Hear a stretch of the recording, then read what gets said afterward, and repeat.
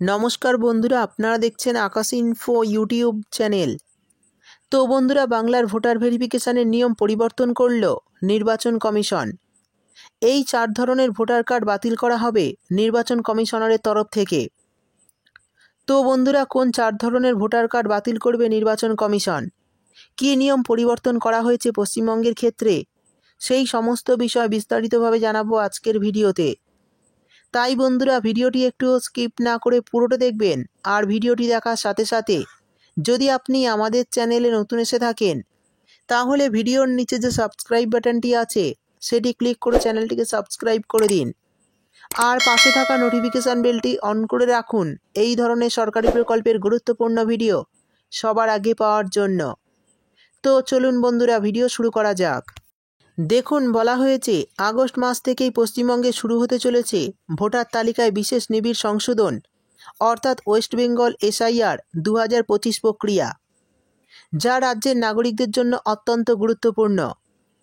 NRC এবং CA বিতর্কের আবহে এই সংশোধন প্রক্রিয়া বাড়তি গুরুত্ব লাভ করেছে।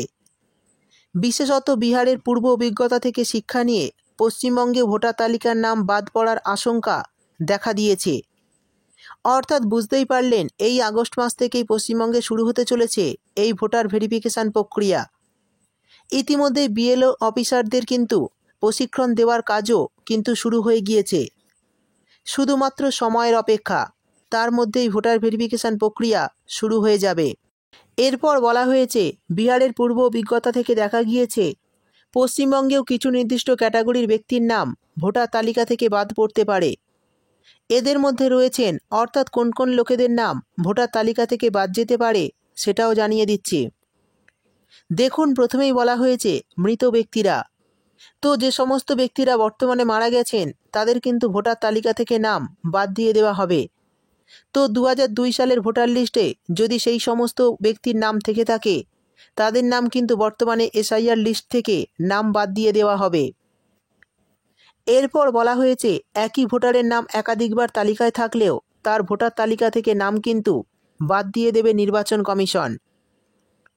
তারপর বলা হয়েছে, যারা অন্য রাজ্যের বাসিন্দা, অর্থাৎ যারা অন্য রাজ্যে বসবাস করেন, তাদেরও কিন্তু এই রাজ্যের ভোটার তালিকা থেকে নাম বাদ দিয়ে দেওয়া হবে।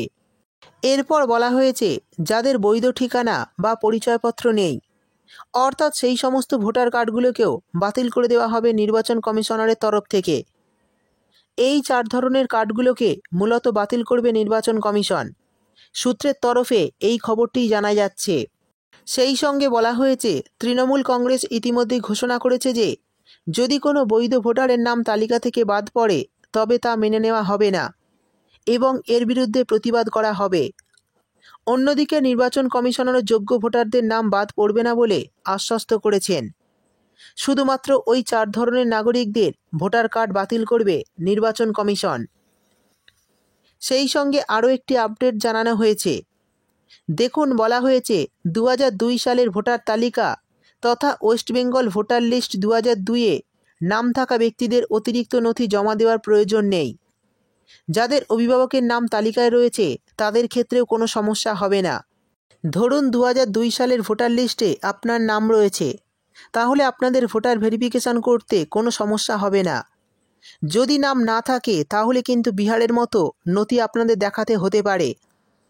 পশ্চিমবঙ্গে এখনও অফিসিয়াল নোটিশ দেয়নি, খুব শীঘ্রই দেবে এবং জানিয়ে দেবে পশ্চিমবঙ্গের ক্ষেত্রে কোন কোন নথি প্রযোজ্য হবে।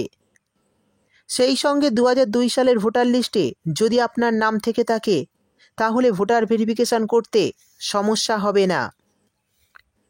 এরপর বলা হয়েছে, তবে নতুন ভোটার বা অন্য রাজ্য থেকে আগত ব্যক্তিদের পৃথক ফর্ম ও নথি জমা দিতে হবে। সেখানে জন্ম সাল অনুযায়ী নথি জমা করার নিয়মও ভিন্ন রয়েছে। এরপর আরও একটি গুরুত্বপূর্ণ আপডেট হলো, অপেক্ষার দিন শেষ। তৈরি হওয়ার পর মাত্র 15 দিনেই পাবেন ভোটার ID কার্ড। মুখ্য নির্বাচনী আধিকারিকের দপ্তরে নয়, ছাপাখানা থেকে এবার ভোটার ID কার্ড পৌঁছে যাবে GPO-তে।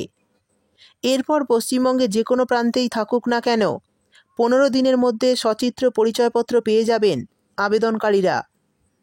অর্থাৎ যারা নতুন করে আবেদন করবেন তাদের সমস্ত কিছু ভেরিফিকেশান প্রসেস হয়ে গেলে তারপর আপনারা 15 দিন পর ভোটার কার্ড পেয়ে যাবেন এমনটাই জানিয়ে দিয়েছে নির্বাচন কমিশন। তো বন্ধুরা, বুঝতেই পারলেন পশ্চিমবঙ্গে কোন কোন ব্যক্তির ভোটার কার্ড বাতিল করা হবে। সেই সঙ্গে যাদের 2002 সালের লিস্টে নাম রয়েছে, অর্থাৎ 2002 সালের ভোটার লিস্টে যাদের নাম রয়েছে, তাদের কিন্তু এই নতুন এসআইআর লিস্টে নাম তুলতে খুব একটা অসুবিধা হবে না। আর তাদের খুব একটা নথিরও প্রয়োজন হবে না। দু একটা সামান্য কিছু নথি থাকলেই তাদের নাম নতুন এসআইআর লিস্টে উঠে যাবে। তো বন্ধুরা, এই বিষয়ে যদি আপনাদের কিছু জানার থাকে তাহলে অবশ্যই কমেন্ট করে জানাবেন। ভিডিও ভালো লাগলে ভিডিওটিতে একটি লাইক দিয়ে দেবেন এবং আপনার বন্ধুবান্ধবদের সঙ্গে বেশি বেশি করে শেয়ার করবেন। ভিডিওটি দেখার জন্য আপনাকে অসংখ্য ধন্যবাদ।